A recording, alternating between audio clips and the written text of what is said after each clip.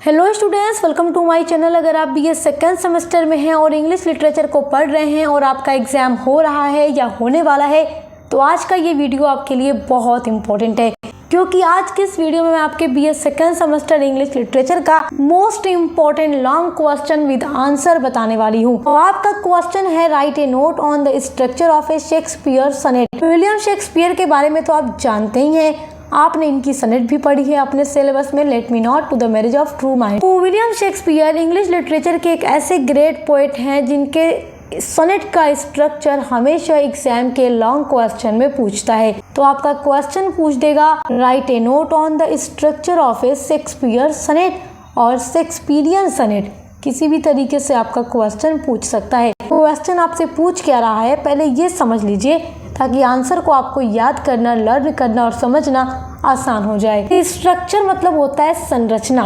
सनेट तो आप जानते ही हैं, सनेट क्या है? 14 लाइन की पोएम होती है। तो विलियम शेक्सपियर ने एक सनेट डेवलप की थी जिसको इंग्लिश सनेट या फिर शेक्सपियरियन सनेट कहते हैं।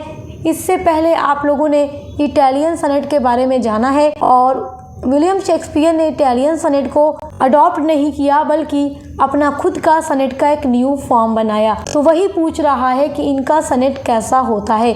तो बहुत ही इम्पोर्टेंट ये आपका क्वेश्चन है जो लॉन्ग में पूछता है। तो इसलिए आज की वीडियो में हम केवल इसी क्वेश्चन पे बात करने वाले हैं। तो आपको इसका आंसर लिखना है, the sonnet writing first began in Italy and it was divided into two parts, the octave and the sestet। देखिए, the sonnet writing first began, जो सोनेट राइटिंग है फर्स्ट began मतलब शुरुआत, पहली बार शुरू हुई इन इटली, इटली में, इसीलिए तो उसको इटालियन सोनेट कहते हैं। एंड इट वाज डिवाइडेड, और ये बटी हुई थी, इनटू टू पार्ट्स, दो भागों में, the Octave and the sestet. पहला भाग था ऑक्टेव और दूसरा भाग था सेस्टेट। तो ऊपर की 1 से लेकर 8 लाइन तक ऑक्टेव होता था और नीचे की 9 लाइन से लेकर 14वीं लाइन तक सेस्टेट होता था। तो ऊपर की 8 लाइन, नीचे की 6 लाइन ऑक्टेव एंड सेस्टेट में बटी होती थी इटालियन सनेट में। He brought about the change in its structure which served his purpose perfectfully. ये यहाँ पर यूज हो रहा है विलियम शेक्सपियर के लिए। उन्होंने ब्रॉट मतलब लाया, अबाउट द चेंज बदलाव, इन इट्स स्ट्रक्चर इसकी संरचना में, विच सर्व्ड हिज पर्पस परफेक्टली।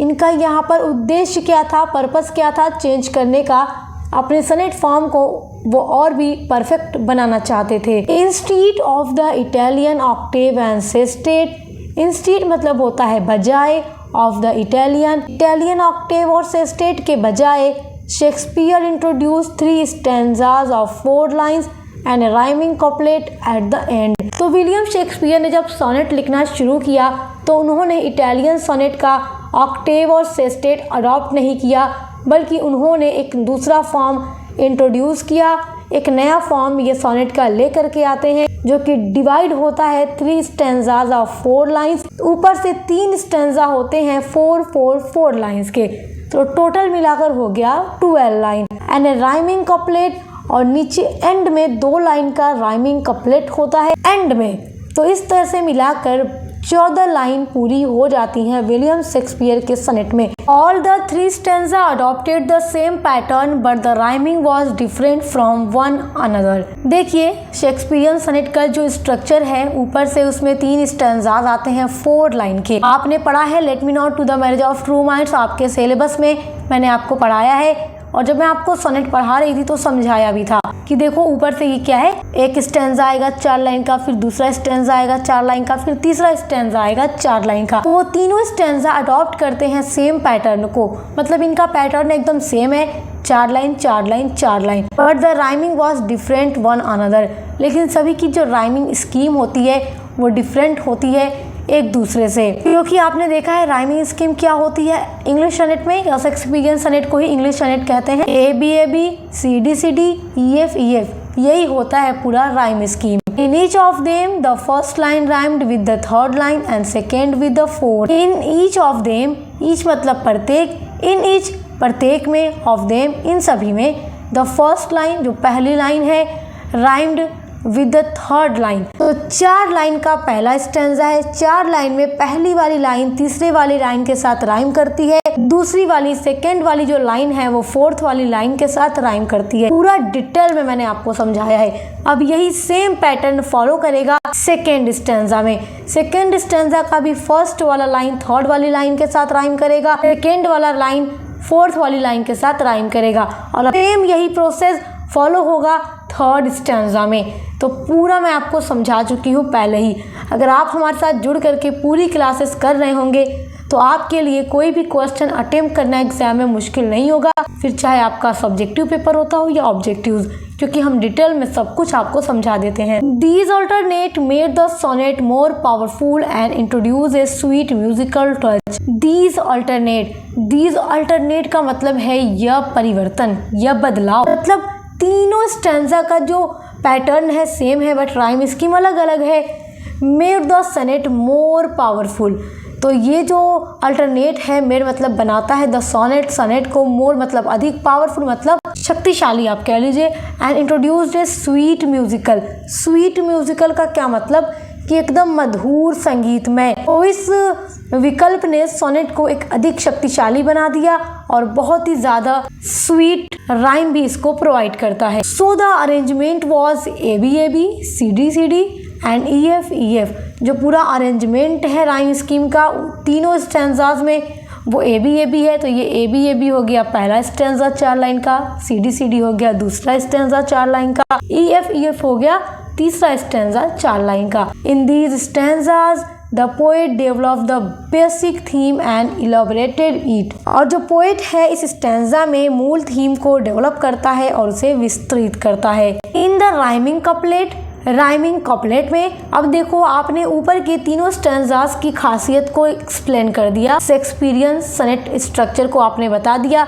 अब नीचे 2 लाइन का होता है कपलेट, वो भी राइम कपलेट होता है, उसकी राइम स्कीम सेम होती है, तो उसके बारे में अब आपको लिखना है, क्योंकि पूरा लिखेंगे तभी आपका शेक्सपियरियन सोनेट का स्ट्रक्चर कंप्लीट होगा। In the rhyming couplet there is the conclusion and it generally contains of the gist of the whole poem. Rhyming couplet में देयर इज द कंक्लूजन मतलब निष्कर्ष, तो यहाँ पर निष्कर्ष है, कंक्लूजन होता है, निष्कर्ष होता है राइमिंग कपलेट में। And it is generally contains, और जनरली मतलब आमतौर पर कंटेंस मतलब बना होता है, of the gist of the whole poem, पूरी कविता का सार।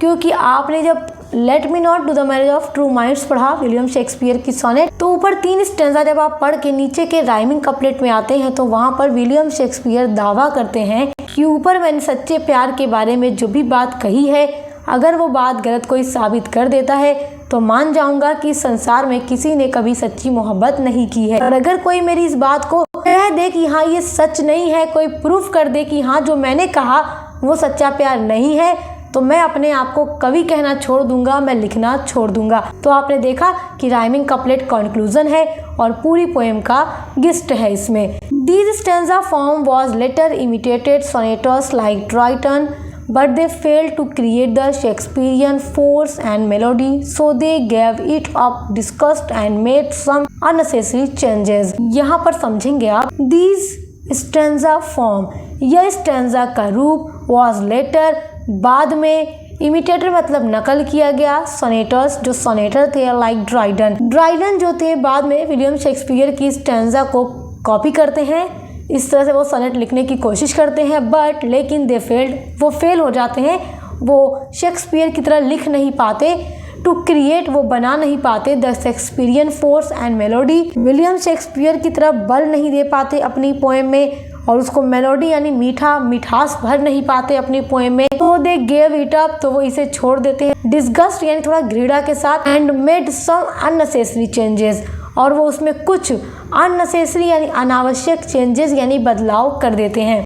तो आपने उम्मीद करती हूँ कि समझ लिया होगा कि विलियम शेक्सपियर की सोनेट का स्ट्रक्चर कैसा होता है। तो ये क्वेश्चन आपके लिए बहुत इम्पोर्टेंट है, आप जैसे जैसे आगे बढ़ते जाएंगे अपने सेमेस्टर में, तो देखो इंग्लिश आपका सब्जेक्ट है और ये सब कुछ आपको डिटेल में पता होना चाहिए। उम्मीद करती हूँ अब एग्जाम में क्वेश्चन आएगा तो आप इजीली बहुत आराम से अपना क्वेश्चन का आंसर लिख लेंगे। तो इसी तरीके से हम आपके हर एक टॉपिक पर वीडियोस अपलोड कर रहे हैं, हर एक सब्जेक्ट पर वीडियोस अपलोड कर रहे हैं। शॉर्ट क्वेश्चन, लॉन्ग क्वेश्चन सब कुछ आपको मिलेगा। तो विजिट कीजिए, पसंद आए सब्सक्राइब कीजिए, क्योंकि यहाँ पर BA के 3 सालों तक आपको अपना हर एक सब्जेक्ट बिल्कुल फ्री में पढ़ने के लिए मिलता रहेगा। तो हम मिलते हैं अगली वीडियो के साथ।